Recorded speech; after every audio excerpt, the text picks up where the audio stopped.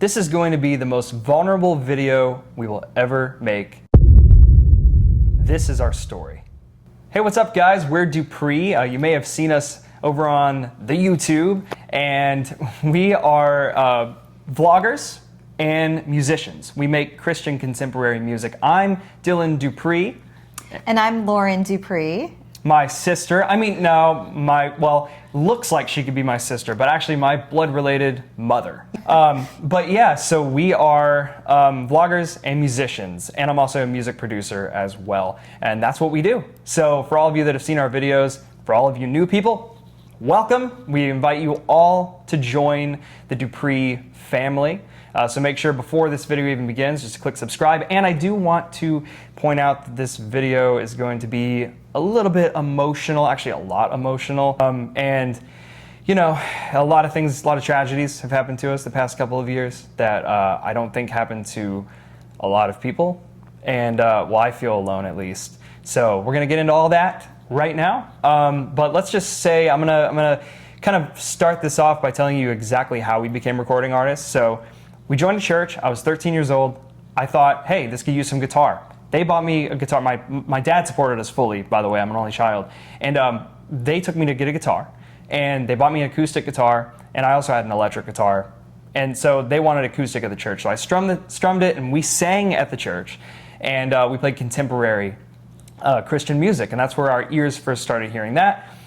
In short, we moved to Orlando, Florida. I joined another church. We joined another church. And we decided to also participate in the music ministry. This led me to gain the attention of the multi-platinum selling band LFO, which is who I toured with on lead guitar when I was 18 years old, went on their summer reunion tour. And that is when we played a Christian song on the road called How He Loves. That song inspired the crowd, inspired a secular audience. Some people didn't even believe, and then they came forward, you know, and believed again. And I was like, wow, this is fulfilling. This literally, Jesus helped them, and I helped them believe in Jesus that helped them get through it. And we're going to get to that with my dad as well, how that happened to him, but what happened to him. But yeah, so that's our little bit of our story and how it started. Another very important thing is a couple weeks after that LFO tour, Devin Lima from the tour got stage 4 cancer. Stage 4 cancer, adrenal tumor, saw him on TMZ literally like a couple weeks after I hung out with him. It was 2 weeks after the tour as well. So yeah, so it was crazy. That was our first experience with anything like that. And honestly, Brad from the band's been through a lot. So send up some prayers for him as well, because it's a good opportunity for me to go on the road. But my goodness, after that, it was crazy. Absolutely crazy. But proves you can push through anything. So anyway, how we evolved as a mother and a son, Mom. We after that tour, she met me halfway through the tour because the water pump broke, so nobody could use the restroom or shower on the bus.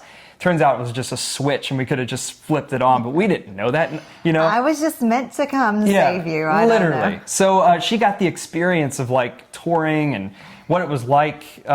You know, kind of looking at what it's like to me on stage and all that stuff. And then we got home, and I said, wow, I really enjoy Christian music. Let's turn on our local Christian station. And remember, we heard some of the artists on that station, and the music was amazing. Yeah. That was really fun, and we really liked it. And we'd already been singing at church as well. Yeah. But I just wanted to contribute to that, because some of the songs they were just so fun and so positive. And I was listening to a lot of pop music. You were listening to a lot of rock music, whatever. Yeah, literally. But secular music, which is fine too. But I just think it was just really great because, you know, we had like our family in the car or whatever, and you know, it doesn't matter, like nice clean music. It's really, yeah, it's a good thing. You don't even have to think about it, but also it's just good to help you through your day. So. Exactly. And for all the kids watching and parents at home that, you know, have kids and like to watch, you know, people go to theme parks, like the theme park vloggers and travel vloggers, like, we'll always be clean. I mean, we're Christians and we make clean music, so they can go listen to our music as well. And you never have to worry about anything like that as well. So really good thing just to mention. So anyway, we got home and I pulled up my computer, and I asked my dad for some production things, like a little keyboard and a couple of a couple of speakers. And so like, it was a whole thing. He set up my studio, just literally in my room, made a song called You Are. And I said, this is sounding a little flat. I need somebody on the record. And I was like, who do I know that sings? And I was like, Mom, I went, Mom, can you come here, please? And she was like, yeah, sure. I was like, I need you to sing on this record. And she sang background vocals, and I gave her a verse, and then we like basically turned her voice into a choir kind of like sound. It was really cool. And I also wrote the lyrics. Yeah, and she wrote the lyrics to the song as well. I was working on like melodic synths. I'm a very melodic person. And I'm very lyrical. Yeah, so we go together like a Reese's peanut butter cup or something. I don't know. Yeah, so but we also do crisscross. But it reminds me a lot of Bernie Tomlin and Elton John. Like they each have their roles that they play, in the songs. But it's mother son instead. So it's very interesting. So all this led to us working with somebody in the Christian music industry. He had marketed tons of major artists, and he did a good job. He branded us. He told us what to wear, what to say, what to do. Like, and it was really cool. It's like they tell the artists, they're like, hey, you need to sound like this and do this. And we kind of went against that. We're a little bit rebellious that way. We decided to release a country song, a rock song, a pop song, a R&B style song. We've done every genre you can possibly think of. I even have 3 different guitar instrumentals. One on my Christmas record, one on the Never Forget album, and one on the Live Your Life Out Loud album. So we have a total of 4 albums, and a lot of the songs have guitar solos in them. If you want to go listen to those as well, it's linked in the YouTube channel. We're actually an artist channel, so you can go under releases or just search Dupri music songs or just whatever, and you can find them on our channel. We also have playlists of the albums and songs. This kind of leads us to our very first show that we ever played, because once we released that album after working with those people in Nashville, we played a show at the Miami Marlins Stadium, and my dad was so excited. Remember how excited he was when we got that? That was so neat. He's our manager, right? He made the call because he was our manager. Yeah. So he made the call. He called this guy. He's like one of the supreme knights of the Knights of Columbus in the Catholic Church. And he was like, yeah, like we're going to have a mass in the park with the Archbishop of Miami, which is huge. I mean, huge. Like that is like everybody knows who that is. And then you also became a 4th degree knight, which was really cool. The Knights of Columbus do a lot of good charity work. They inducted me that was really as cool. a 4th degree because of all the good ministry work that we've done and the people that we've helped and the shows that we've done. So it's really cool. Very special. So thank you, Knights of Columbus. But anyway, it was very cool. We played the show, it went really well. I mean, it's like first time like playing live. I had to get all the live sound equipment. So I'm actually an audio engineer. A lot of you people probably don't know what that is, but it's just basically making music sound better. It's a music producer, putting things together, putting sounds together, making them sound better. And honestly, not too long after we played this show, one of our songs decided it wanted to hit the Australian radio charts at number 9. Well, gee, I wonder who put that on the charts. Who? Jesus. Oh, Jesus, yeah. I always Thank you, say Jesus is our radio promoter and the Yeah. Holy Spirit is our co-writer, because we did not have extra support. We did not have a team. We had Dad, and then we had each other. We were like the 3 musketeers going out and evangelizing, and we're just throwing things to the walls saying, okay, we feel like we should do this. We're getting asked to do this and that, and that's how it kept us going. Just how you guys watching from home keep us going. Like you keep watching our videos, our views increase, our subscribers increase. We'll keep continuing to do this, bringing you guys joy in every aspect, musically, vlogging, theme park vlogging, whatever you guys want to see, like tell us and we'll go do it, So that was cool. And then we found out that we got on it again after that, about, I want to say it was like 3 months later or something. We spent quite a bit of time on the Australian charts. With 3 of our songs. That was really amazing. Also, like we saw success in the United Kingdom on satellite radio, which is like the Sirius XM in the UK. So we knew our music was good. That kind of proved to us that our music was good. And because they literally used their 1 to 2 slots to play our music. They only have like 32 slots. and about 30 of those artists are signed to a major record label. So we were shocked. We knew that this came from above. Like, this is not something that no we way did. it was. It's something that we listened to, a calling to the Holy Spirit, that actually, helped us do this, because there's no way. People don't do this normally. It's not common for this to happen. So we kept going. And we're like, well, we must be able to, we must have to keep going. Yeah, so we kept going, kept making records. My dad was listening with an open ear. He worked from home. He was a software engineer. And, we played a lot of shows. He made the calls. We showed up. He came with us. He helped me set up. He gave me all the sound. I could do in-ear monitors, which means that we could hear each individual, mixes in our ears. We can use our phones to bring up and down volumes of different instruments and stuff, and my guitar, and everything was wireless. Everything was projecting out to a big speaker, and people could listen to it. Lyric videos sunk up with the music in real time so people could sing along. We played Christmas shows, regular shows. I mean, it was absolutely fantastic. My dad was literally our biggest fan, literally our biggest supporter. And I also know what it's like to not have, family support growing up. I had a broken home, and it was very difficult. It's still difficult. Yeah. And so we're not strangers to that either. So you had an amazing dad. I did. And that was something that I always dreamed of my son having. Yeah. So, And you did it. You chose a good dad. Now, that gets us into the last vacation and show that we ever played that my dad got to see live in person. So we went up to Jacksonville. We played a show at, there was two churches. There was one church, and then it was a Christmas show. And then we had to drive back to Orlando and then back to Jacksonville, Florida for another show. And that was at another church, and we had a pretty good crowd. It was really cool. And we did the whole setup, and we actually, he had cancer symptoms. We actually had to take our equipment, put it in the back, because they were having mass. They were having a service, and then we had to bring everything back out. And he was out of breath. I was out of breath. We were like, oh my gosh, that was a lot of work.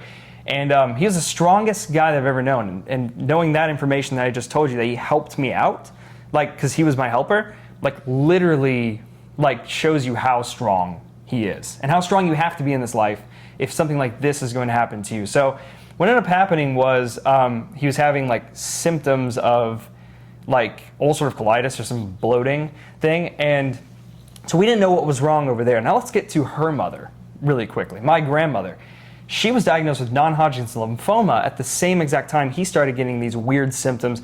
We didn't know what was wrong with her. We didn't know what was wrong with him. So she started getting immunotherapy, and she needed chemo after a while to shrink the tumor on her face, and she was literally almost 80 years old. I think she was 80 at the time, and the oncologist was like, well, you can choose to do this or you can choose not to do it. She chose to do it. At the end of the day, about a week after she got the chemo, she ended up having a stroke. She broke her ankle, fell and broke her ankle, and then we discovered that she had a stroke literally the next day or whatever, and she went to the hospital, and we had to take care of all that stuff. She couldn't talk, she couldn't do this. Regained her ability to speak, and she is paralyzed on the left side of her body, but she's still able to talk and function, eat, and have a good time. She's in a facility being taken care of. So it's really Things great. are not the same, though. We're very blessed, though, that it's she really hard. survived the stroke, but it's still very difficult. But so it was 2 weeks after that, she was taken care of. We were like, okay, she's getting rehab and all that stuff. And my dad had to get all these tests, parasite tests. He thought he had ulcerative colitis. The gastroenterologist was trying to figure out what was wrong. We had good doctors, but at the end of the day, it was the colonoscopy that gave the answers. And it oftentimes is the answer, the colonoscopy. You have to get your colonoscopy. He went to go get the colonoscopy, and I remember I was at home. You were at the doctor, and I got a call from you, or a text or call, and I can't even remember. My mind's a blur. And he had stage 4 colorectal cancer. So we want to make sure that, because this is what Brian wanted, to let people know that they need to get their colonoscopies when their doctor recommends them to get them, because it can save your life. Hadn't gotten mine.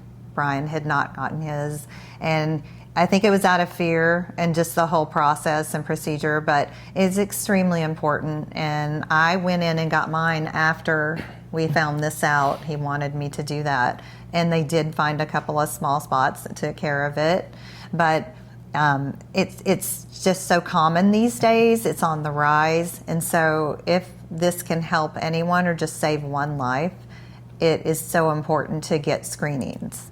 So after watching him suffer for 18 months, he was, sent off to hospice care and, went to a coma for a few days, and then he passed away. And we were really, really distraught. We were in distress. It was very sad. We were just had to go in the room and, see him. But we recognized one thing, that he couldn't take anything with him. And before he died, he was very, very optimistic and very happy. Yeah. He had a smile on his face before he went to hospice, before he died. He was like, I'm gonna meet my Jesus. Right now, I'm gonna meet my Jesus. Like, I don't have to work ever again. I'm gonna meet my Jesus. Mm-hmm. And that's one thing he taught me as well. And it just made me stronger. So I hope that this story makes you stronger. But it's hard. I'm only 26 years old. He died when I was like 24, almost 25.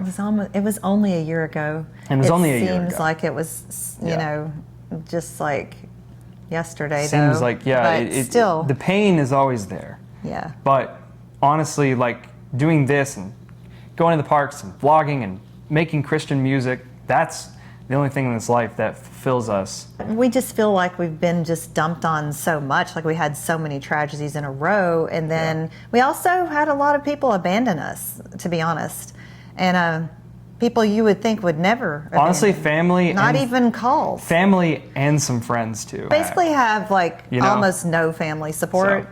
And we have, some good friends like support, but people have to go back to their lives, and after something like this happens, that's another thing that I realized, that you have to, have your faith, I think, to get through these times and to actually be able to have joy, which I never thought would happen again. I was like, how is this going to happen? And I'm a pretty optimistic person. But because we choose to spread joy and positivity. It's a choice. If you spread joy and positivity, when something like this happens to you, you lose somebody extremely close to you, somebody that loved you very much, someone that would literally have died for me. Because he literally would do anything for me. And Jesus has died. And for Jesus you, has died and for me. Exactly. And for you. So you can get through anything with, you just gotta have love in your heart, and you have to forgive people for, whatever reasons they hurt you. Yeah. And, try to set you up or try to do whatever, they're antagonizing you or whatever. Everyone has their own story, their own experience of things. And I think that I've learned a lot, and you've learned a lot of how we rely on each other. We're like little orphans, honestly, is how I feel sometimes. But we have met some, even new people that have come into our lives. God will send you people. He will send you people, but the right time. You have to, be okay with being with yourself and God, and you will be okay. He is going to lead you out of it. Sometimes it takes time. And of course, it's ups and downs through life. So that's, what I would say about that. But he'd be very proud of us. And especially just with us continuing to make music, he always said, go make music, go make another song, go do this, go do that. And it's like, okay, I will. He, bought me all my guitars that I have, my studio, everything. I wouldn't have ever gotten on the radio if it wasn't for him. It's like most dads would be like, well, not most dads, but some dads would be like, no, you're out at 18. You can't go do what you want to do. No, absolutely. True. Go become a realtor. Go become a lawyer, a doctor. People will tell you music is not a real job. Yeah. But my dad never thought that. The main thing that we're doing, the main, goal of Dupri is to bring you guys joy from home watching, inspire you with our music, and we want to just spread all the positivity and joy. And just know that if you're going through something like this, just know that we understand. We understand what it's like. And we just hope that our music or our vlogs or something helps you, get you through it, and or whatever you're going through. It can literally be anything. We just hope that we can spread that joy and positivity all the time for you guys, the viewers at home. So head over to dupremusic.com. Make sure to like, comment, and subscribe. Subscribing is so important for us so we can continue to do what we do and inspire people and just continue to make the content that we make and for your entertainment. So it helps us continue our journey. And of course, you can book us at bookdupreeshow@gmail.com. And that's about it. Well, I would also like to say that we are looking to add to our team. And so if any of you guys are, being called to kind of, join and help us grow, we want everyone to be a part of the Dupree family. We call you guys the Dupree fam. Dupree fam, yeah. We love all of you, and we hope that you feel that from us, that love. And we want to connect with you guys and inspire you, uplift you, and make your life brighter, right? Yeah, that's exactly our goal. So, remember, you matter, you belong. All the time. So, you matter, you belong. Everyone belongs. Every single person in this world. So, thank you. That was a hard story to tell. So thank you for listening in and watching this video from start to finish if you're still here. And just know, Jesus loves you. He'll get you through literally anything, and you won't understand that sometimes unless something like this happens to you. But if it does happen to you, just make sure that you understand that that's something you can turn to, no matter what. That is our story.